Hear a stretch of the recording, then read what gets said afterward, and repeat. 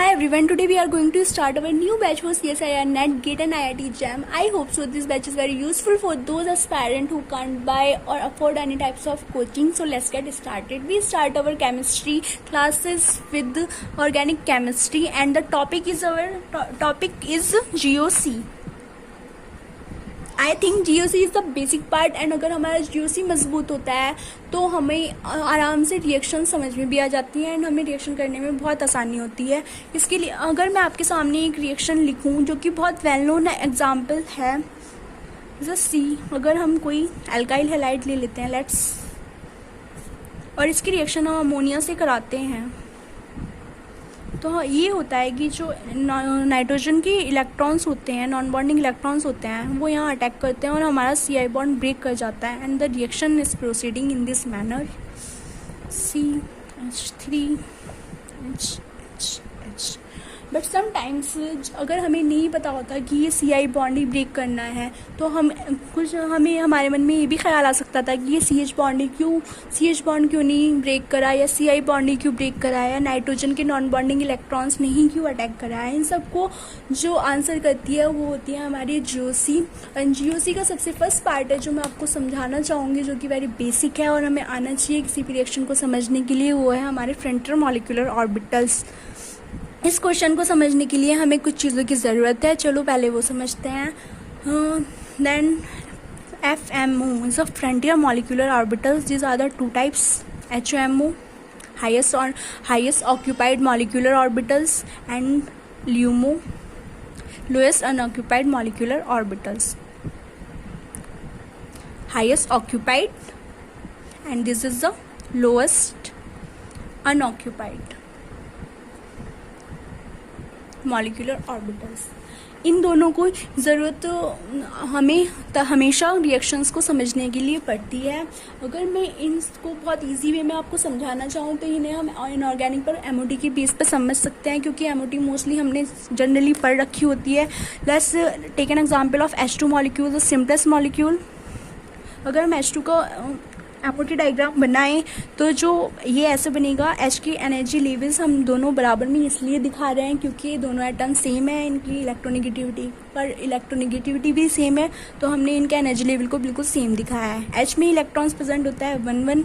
जब H2 molecules बना है तो इसके बीच में कुछ ना कुछ हाइब्रिडाइजेशन भी हुई होगी. हाइब्रिडाइजेशन की वजह से इसकी एनर्जी डिक्रीज करती है, जिसकी वजह से हमें मिलता है एक बॉन्डिंग मॉलिक्यूलर ऑर्बिटल और एक हमें मिलता है एंटी बॉन्डिंग मॉलिक्यूलर ऑर्बिटल्स. ये इलेक्ट्रॉन्स जाएंगे यहाँ पर और इसे कहते हैं हम बॉन्डिंग मॉलिक्यूलर ऑर्बिटल्स और sigma in the case of inorganic, and इस कहते हैं हम anti bonding molecular orbital and sigma star in the case of inorganic. But अगर हम इसे FMO के अकॉर्डिंग देखें तो दिस इज बिकॉज ये पूरा भरा हुआ है और सबसे हाईएस्ट ऑक्यूपाइड है, तो इसे कहेंगे हम HMO. And in terms of organic ये कहलाएगा हमारा LUMO. अब इस कॉन्सेप्ट का यहाँ इस क्वेश्चन को सॉल्व करने में क्या रोल है ये आपको अभी पता चलेगा. अगर हम इसी तरीके से CH बॉन्ड के लिए बनाते हैं तो क्या होता है, CH बॉन्ड बना है तो कुछ ना कुछ तो इसी तरीके से अगर हम CH बॉन्ड के लिए अपना मॉलिक्यूलर ऑर्बिटल डायग्राम बनाएंगे तो हम लेंगे कार्बन की एनर्जी लेवल्स एंड ये हमारा हो गया हाइड्रोजन का एनर्जी लेवल्स. ये हमने ऊपर नीचे इसलिए दिखाया है क्योंकि difference of carbon, electronegativity of carbon is greater than होता है इलेक्ट्रोनेगेटिविटी ऑफ हाइड्रोजन. बिकॉज अगर वैल्यू देखें तो हम कार्बन की इलेक्ट्रोनेगेटिविटी होती है 2.5 एंड हाइड्रोजन की इलेक्ट्रोनेगेटिविटी होती है 2.1.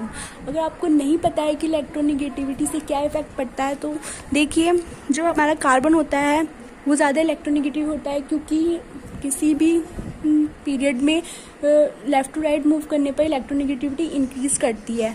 देन कार्बन की इलेक्ट्रोनेगेटिविटी हाइड्रोजन से ज़्यादा होती है एंड ये अपने न्यूक्लियस से जो इसका इलेक्ट्रॉन्स होते हैं वो बहुत स्ट्रांगली बाइंड होते हैं, जिसकी वजह से ये दे नहीं पाते और इनका एनर्जी डिक्रीज़ करती है. इसलिए हमने इसका एनर्जी लेवल नीचे दिखाया है जबकि हाइड्रोजन का थोड़ा ऊपर दिखाया है. इसमें हमने इलेक्ट्रॉन्स फिल कर दिए हैं जो क्योंकि CH बॉन्ड बना है तो कुछ ना कुछ एनर्जी डिक्रीज़ हुई होगी, हाइब्रिडाइजेशन हुआ होगा. देन ये हमारे पास आया हमारा BM bonding molecular orbitals and this is anti bonding molecular orbitals. Electrons हमने फिल करा दिए हैं अब मैं आपको एक चीज़, बहुत इम्पॉर्टेंट चीज़ बताने वाली हूँ कि जितने होते हैं हमारे बॉन्डिंग मॉलिक्यूलर में इलेक्ट्रॉन्स हैं, अगर उतने ही हमारे एंटी बॉन्डिंग मॉलिक्यूलर ऑर्बिटल्स में भी इलेक्ट्रॉन्स प्रेजेंट हो जाएं तो वो बॉन्ड हमारा ब्रेक कर जाता है। इसे हम इस तरीके से समझेंगे, जैसे कि हमारा बॉन्ड ऑर्डर, अगर हम H2 मॉलिक्यूल्स के लिए बॉन्ड ऑर्डर निकालते हैं तो उसका बॉन्ड ऑर्डर का फॉर्मूला होता है 1/2 NB - NA। NB means number of bonding electrons in number of bonding electrons, and Na is number of antibonding electrons। तो H2 के केस में हमारा है नॉन बॉन्डिंग इलेक्ट्रॉन्स है 2 एंड एंटी बॉन्डिंग इलेक्ट्रॉन्स है 0, तो हमारा जो बॉन्ड ऑर्डर आ जाएगा वो 1 होगा। लेकिन अगर मैं इसमें एंटी बॉन्डिंग इलेक्ट्रॉन्स में एंटी बॉन्डिंग मॉलिक्यूलर ऑर्बिटल में एक इलेक्ट्रॉन्स फिल करा दूं तो हमारा जो बॉन्ड ऑर्डर हो जाएगा वो होगा 1/2 2 - 1, because 1 anti bonding molecular electrons present है and the bond order is 1/2 2 0.5। मतलब क्या है जो मैं कहना चाह रही हूँ आपसे कि अगर हमने इसमें एक इलेक्ट्रॉन फिल कराया तो उनका बॉन्ड ऑर्डर डिक्रीज हुआ। अगर हम दूसरा इलेक्ट्रॉन इसमें फिल करा दें तो हमारा बॉन्ड ऑर्डर कितना हो जाएगा 2 - 2 = 0। मतलब क्या है, अगर किसी का भी बॉन्ड ऑर्डर 0 होता है तो वो बॉन्ड ब्रेक हो जाता है। तो यही मैं आपको समझाना चाह रही हूँ कि अगर हम जितने इलेक्ट्रॉन्स बॉन्डिंग मॉलिक्यूलर ऑर्बिटल्स में प्रेजेंट हैं, अगर उतने ही electrons anti bonding molecular orbital में भी प्रेजेंट हो जाएं तो हमारा जो बॉन्ड है वो ब्रेक कर जाता है। यही रीज़न है CI बॉन्ड और CH बॉन्ड के ब्रेकिंग का। अब हम इसे देखेंगे इस तरीके से, जो हमारे CH बॉन्ड है इसका तो डायग्राम ये हो गया। अब हम देखते हैं CI bond. We all know that iodine is a halogen compound and halogen की जो इलेक्ट्रोनेगेटिविटी होती है वो ऑलवेज ग्रेटर देन कार्बन। तो क्या होगा, जो हमारा डायग्राम बनेगा, बल्कि एक चीज़ ये भी है, जो हमारा आयोडीन होता है उसका साइज होता है बहुत बड़ा in comparison to carbon. Iodine and carbon, अगर हम इनकी ओवरलैपिंग कराएं या इनके बीच बॉन्ड बनाएं तो जो ओवरलैपिंग होगी वो बहुत ज़्यादा इफेक्टिव नहीं होगी, जिसकी वजह से जो CI बॉन्ड बनेगा वो बहुत वीक होगा। अब अगर हमारे पास कोई भी CI बॉन्ड बना है, आपको पता है कि बॉन्ड स्ट्रेंथ जो होती है वो इन्वर्सली प्रोपोर्शनल होती है हमारे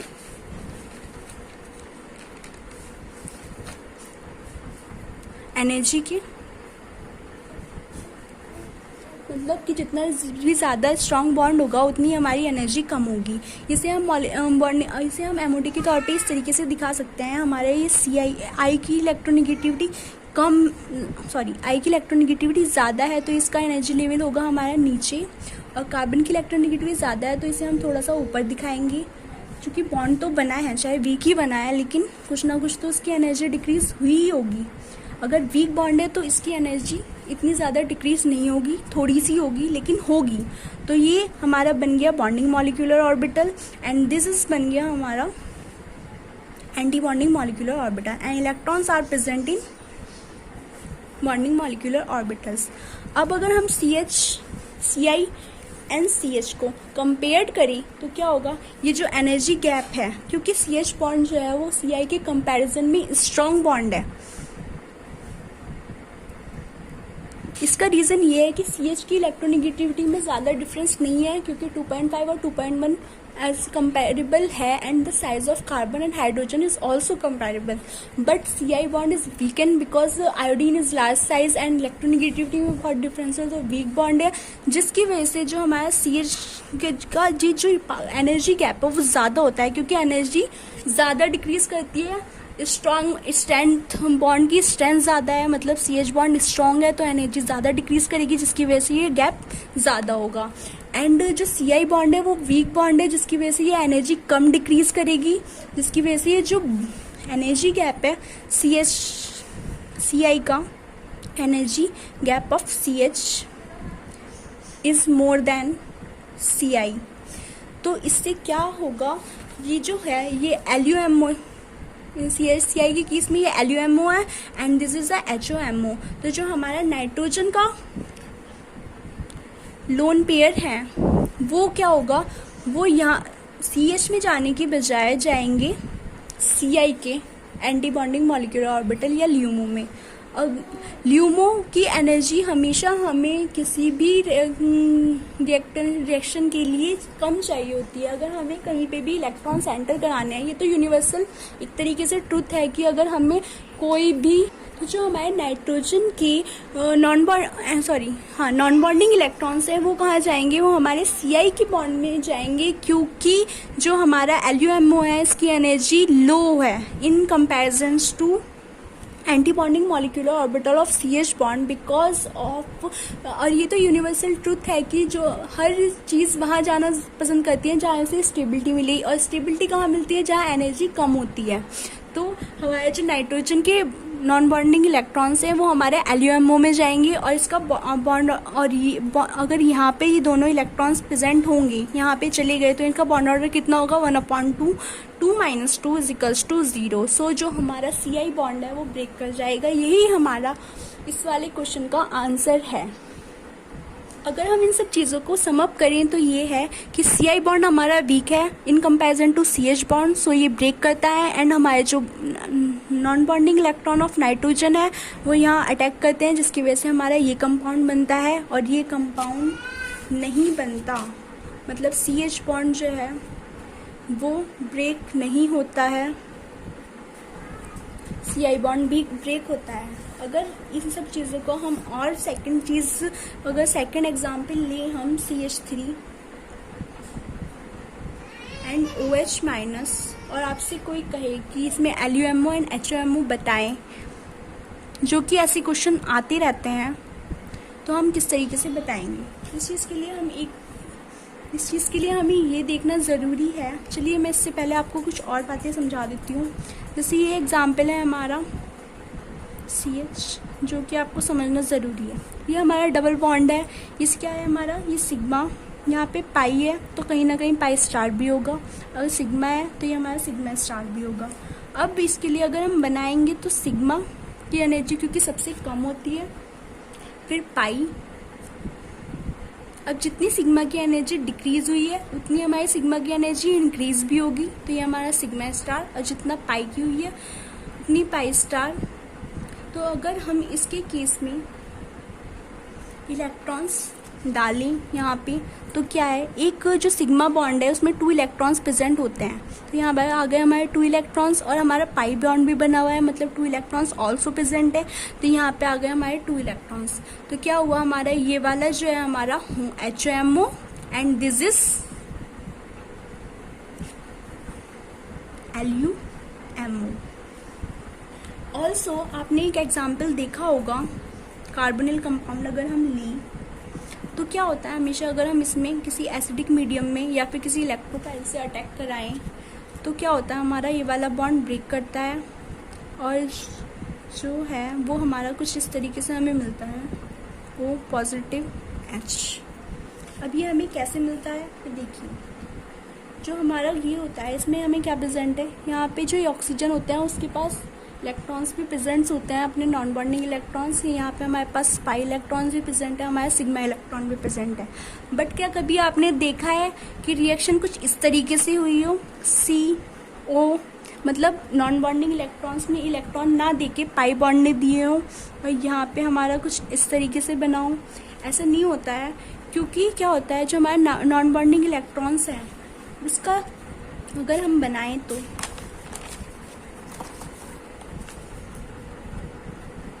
सिग्मा, पाई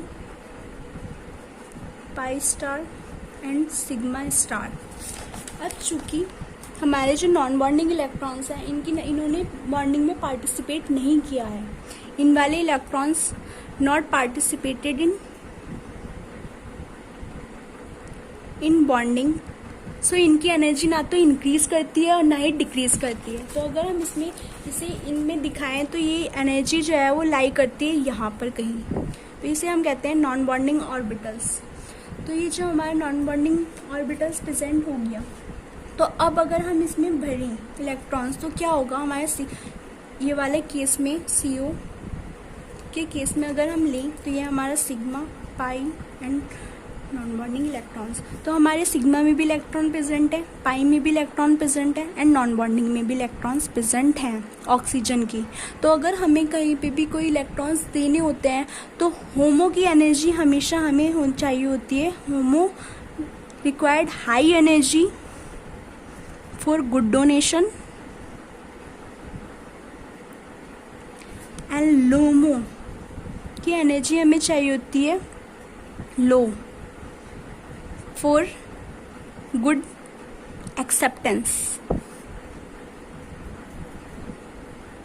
अब क्या होगा, ये जो हमारे इलेक्ट्रॉन्स होगा ये अपने ऑक्सीजन अपने नॉन बॉन्डिंग इलेक्ट्रॉन से दे देगा। तो इसका यहाँ पे क्या होगा, होमो क्या होगा हमारा नॉन बॉन्डिंग इलेक्ट्रॉन्स, और जो हमारा ल्यूमो होगा हमारा पाई स्टार लोअर एनर्जी। अब अगर हम एक जनरल एनर्जी का ऑर्डर लिखें तो हमारे सबसे ज़्यादा एनर्जी क्या होगी, नॉन बॉन्डिंग इलेक्ट्रॉन्स की सबसे ज़्यादा एनर्जी होगी, उसके बाद हमारी होगी पाई की, और उसके बाद होगी हमारी सिग्मा की। अगर इस केसेस पे हम देखें तो इलेक्ट्रॉन्स हमेशा नॉन बॉन्डिंग से ज़्यादा इजीली निकलेंगे। मतलब अगर आपके पास in general non bonding electrons present हैं या लोन पेयर इलेक्ट्रॉन प्रेजेंट हैं तो क्या, और पाई भी है साथ में, पाई बॉन्ड भी साथ में है, तो हमेशा जो डोनेशन होगा वो ऑक्सीजन से ही, मतलब ऑक्सीजन नॉन बॉन्डिंग इलेक्ट्रॉन से ही होगा, कभी पाई से नहीं होगा। इतनी बात। तो अगर कोई डाउट रह गया हो उसमें तो आप कमेंट सेक्शन में पूछ लेना। अब हम आते हैं अपने क्वेश्चन पे। CH3 पॉजिटिव OH माइनस कि इनमें LUMO एंड HOMO क्या है। CH3 ये एक कार्बोकैटायन है। इसे अगर हम देखें, इसका स्ट्रक्चर अगर हम देखें तो इसे समझाने के लिए इसे हम एक वो ले लेते हैं CH4। किसी रीज़न की वजह से ये जो H है ये कार्बन के दोनों इलेक्ट्रॉन्स लेके चला गया, तो हमारे पास क्या आया, C पॉजिटिव H। अब ये जो पॉजिटिव है कार्बन है, अगर हम CH3 को देखें, CH4 कार्बन होता है हमारा 6 होता है एंड 1s2 2s2 2p2। अगर हम इसका बनाएं तो इसका इलेक्ट्रॉनिक कॉन्फ़िगरेशन कुछ इस तरीके से होता है, ये 2s ये 2p। जब हम इसका हाइब्रिडाइजेशन कराएंगे तो ये बन जाएगा कुछ इस तरीके से, ये वाला इलेक्ट्रॉन p में चला जाएगा। अब अगर हमें CH4 बनाना हो तो ये बनेगा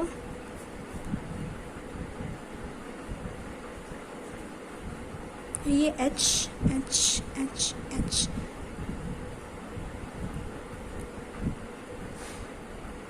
ये H ने एक इलेक्ट्रॉन यहाँ दे दिया, इनके साथ बॉन्डिंग कर ली। अब कुछ ऐसा हुआ कि ये जो H है वो इन दोनों इलेक्ट्रॉन्स को लेके चला गया, मतलब हमारे पास एक क्या बना, कार्बन कैटायन फॉर्म हुआ। तो हमारे पास इसकी कुछ कार्बोकैटायन की फॉर्म कुछ इस तरीके से आएगी।